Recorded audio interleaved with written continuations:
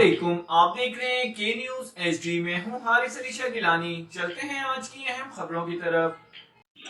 رخ کریں گے بلوچستان کا، جہاں سے رپورٹ کر رہے ہیں ہمارے بیورو چیف بالاج منصور۔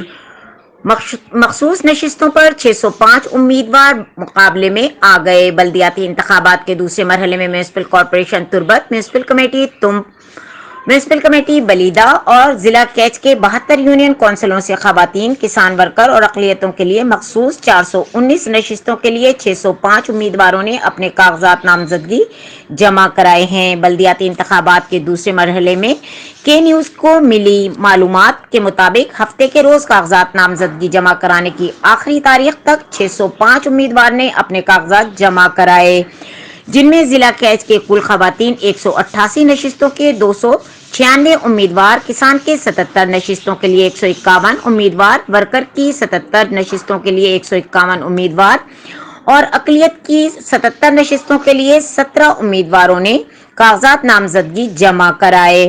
اقلیتی امیدواروں میں 6 امیدوار میونسپل کارپوریشن تربت سے اور 1 امیدوار نے یونین کونسل نمبر 1 سے جمع کرائے ہیں۔